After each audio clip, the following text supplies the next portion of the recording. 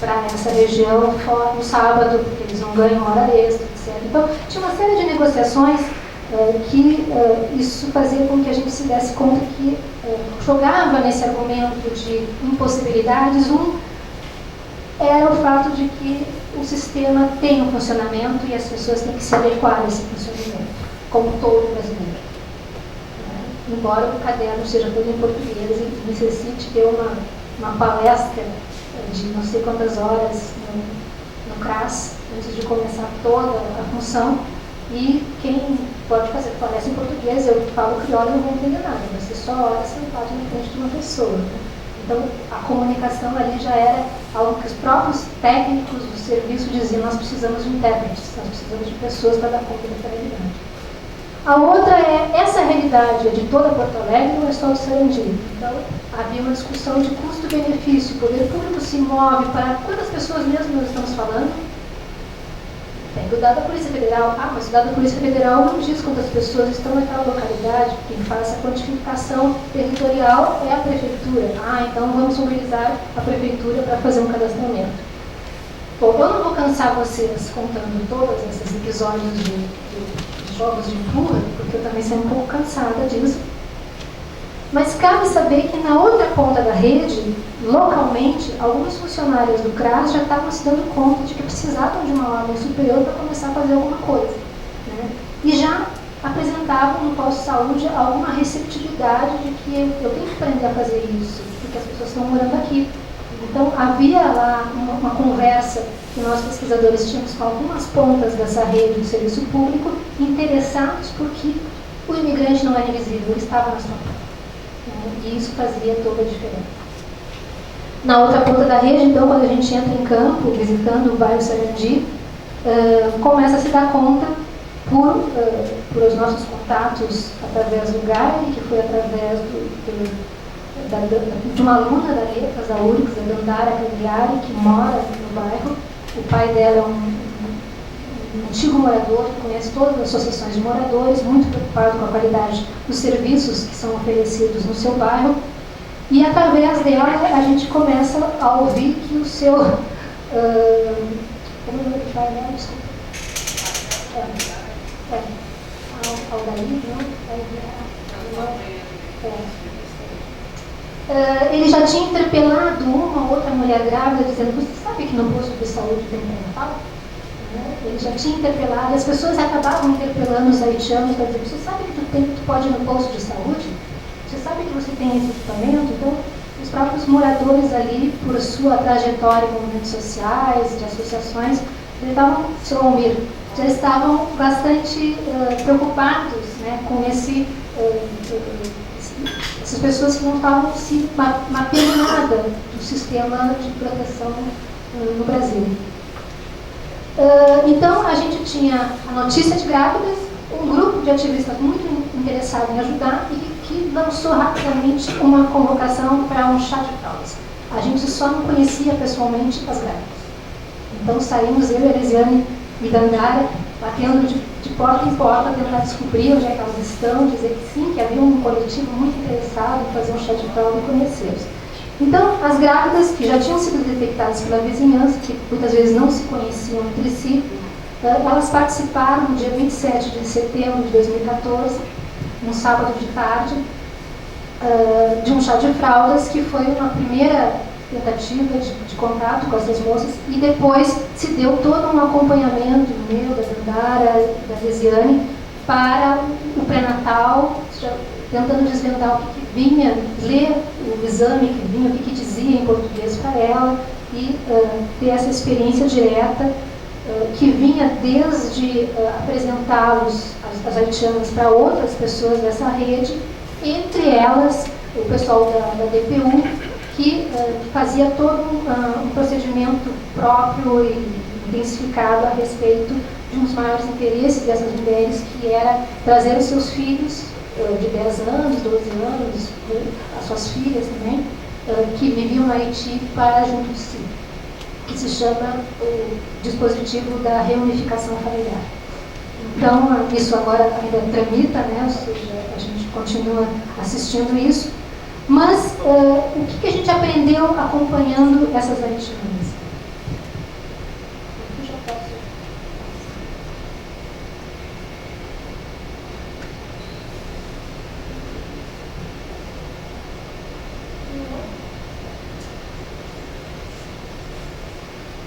O que a gente aprendeu com essas arritmias? Aprendeu muito mais sobre os RUS do que sobre elas. Né?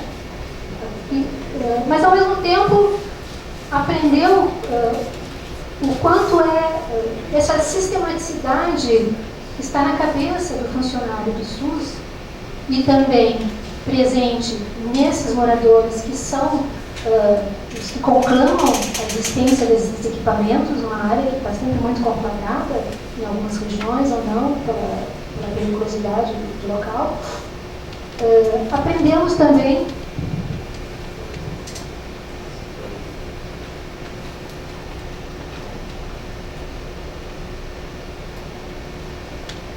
essa não é o Sarandi, é a parte do Sarandi que a gente não se conta. Então, vou falar do Brasil, o Sarandi na totalidade não dá. Então, desse lado da Baltazar de Oliveira Garcia, que está indo para Cachoeirinha e aqui está indo para o Strip Center. Tá? Nessa parte tem o Centro Vida. Para quem passa por lá, tem uma cancha de corrida, bem bacana, ninguém usa muito. E aqui está o posto de saúde.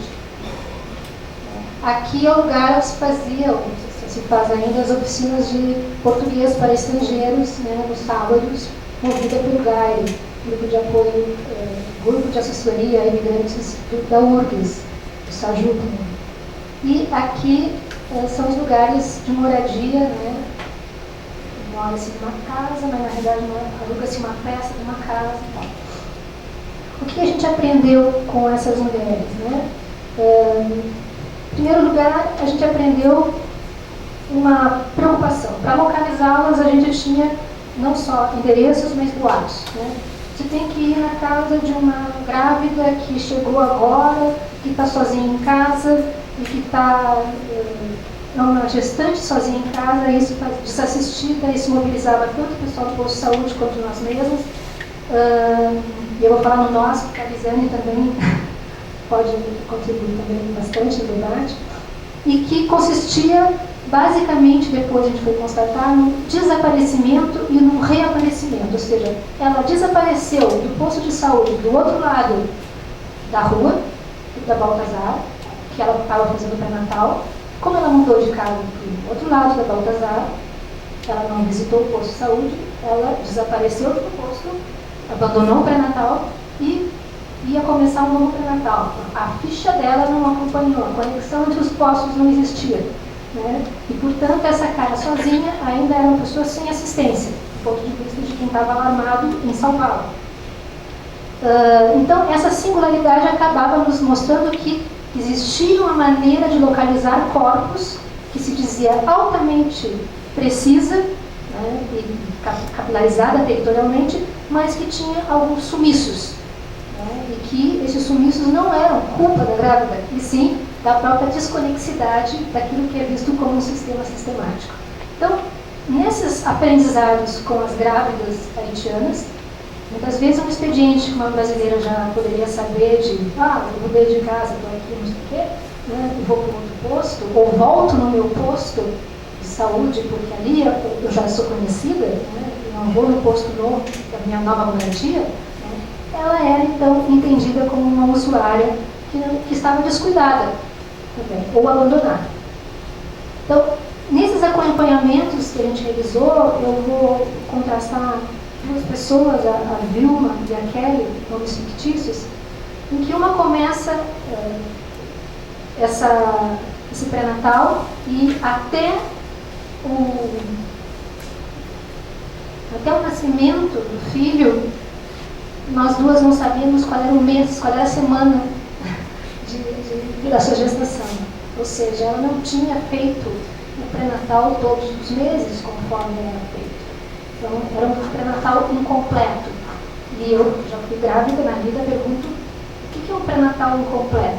Né? Mal feito. Não é um pré-natal. ele não acompanhou todas as fases, ele tem mais ou menos uma leitura médica, né?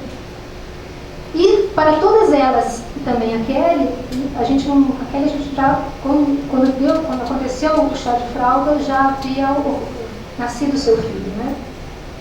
Nós estávamos numa grande rede de ajuda e o Hospital Conceição era, nessa ponta da rede também, uma grande escolha, não só pela proximidade da moradia, mas porque lá no Hospital Conceição, a Vera Beatriz, que é do movimento negro, estava muito interessada nas grávidas que estavam com pressão alta, numa ala específica, e, portanto, me dizia, quando tu vier com uma haitiana, me chama. E eu comecei a frequentar o Hospital Conceição, e o pátio do Hospital Conceição era um lugar de alta frequência de haitianos, porque ali havia uma empresa terceirizada que era uma das fontes de emprego dos próprios haitianos na Zona Norte. Então, esses sujeitos invisíveis estavam nas praças de alimentação em Porto Alegre, nos pátios dos hospitais, como no Hospital Conceição, e não eram exatamente invisíveis para quem começava a olhar os crachás e ver um nome francês, né, escrito no crachá, e começar a conversar com essas pessoas. A situação de Vilma pode ser contrastada com a da Kelly, que nem chegou a participar do chá de fralda, não só porque a Kelly já tinha tido seu filho, mas porque o que ocorreu com o pré-natal da Kelly, não sabemos, mas ela veio ao hospital e depois de ter o filho nunca saiu da CTI. Ele teve uma convulsão, problemas muito sérios, ele veio a óbito em fevereiro de 2015. E todo o atendimento e acompanhamento que a gente queria fazer com relação às grávidas e também depois com os seus filhos, acaba que no caso da Kelly, novamente o nosso parceiro Luiz, que foi o intérprete do chá de fralda, comparecia conosco ao Hospital Conceição como uma ajuda, né, voluntária, para fazer com que os médicos conseguissem explicar em crioulo, depois de mais de um mês, qual era o problema clínico que estava acontecendo com o seu filho. Então, durante esse primeiro mês, ela simplesmente estava do lado da CTI, mas ninguém havia explicado para ela em crioulo qual era a complicação clínica e a gravidade disso. A Vera também afirmava que conseguiu mobilizar no Hospital Conceição uma médica que teria vivido, então, algum tempo no Haiti, que voltava para o Hospital Conceição naquela época e que sabia falar crioulo e que estava assumindo, detectando os haitianos que estavam frequentando o hospital. O que eu quero mostrar é que, quando a gente fala do terceiro setor, muitas vezes a gente fala, o Estado, as corresponsabilidades, mas no mundo concreto das questões, esse terceiro setor tem que ser entendido como um conjunto de ativismos e de agentes que acaba conversando intensamente, trocando experiências e, portanto, às vezes conclamando a ação do poder público, às vezes se alinhando muito mais confortavelmente aos discursos hegemônicos, né, sobre a imigração e não tão atuante. Se no primeiro momento, tanto Kelly quanto Vilma tiveram documentos de identificação, protocolos, o caso da Kelly até é um pouquinho mais singular, porque como ela consegue o protocolo de refugiada com o passaporte haitiano roubado, também caiu no nosso colo a entrada dela conclamar a embaixada do Haiti para fazer esse passaporte. Quando não é a nossa surpresa que a embaixada do Haiti no Brasil para fazer o novo passaporte precisa de uma espécie de certidão de nascimento, que vem do Haiti. Por quê? Né? Então, de novo, as tecnologias de governabilidade não são exclusivas do Brasil, mas têm a ver com essas rotinas jurídico-administrativas que estão sempre no tropeço, né, dos vários percursos possíveis que a gente pode testemunhar. Marília Pimentel nos ajudou com documentos que só o embaixada poderia nos dar, que é para dar início ao processo de pedir os documentos. Bom, enfim, todos eles achavam que poderiam se tornar brasileiros à medida em que tinham um filho brasileiro. E eu, já tendo acompanhado a imigração árabe no Brasil, sei que isso demora mais ou menos uns 20 anos. para que se confirme de fato se deslindar desse caminho. Então, se num primeiro momento os sujeitos tinham uma documentação na vida local, que eu queria chamar a atenção com as haitianas. Está passando sozinho? Isso aqui é uma lista do posto de saúde, né? Desculpa. E nós tentando localizar as mulheres grávidas pelo endereço e documentos que as pessoas tinham gentilmente nos colocado à disposição como parceiros para fazer a busca às haitianas.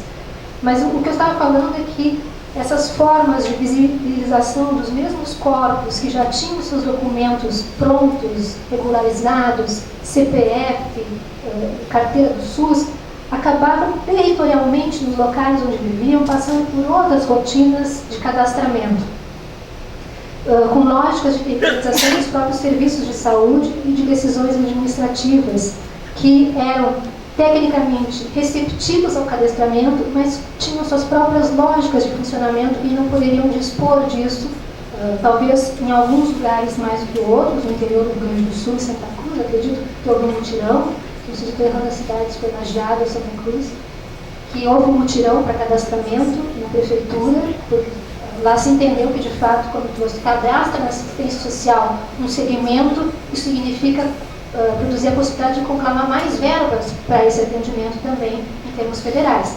Mas em Porto Alegre isso não estava ocorrendo. Ou seja, a evidência maior é que tais lojas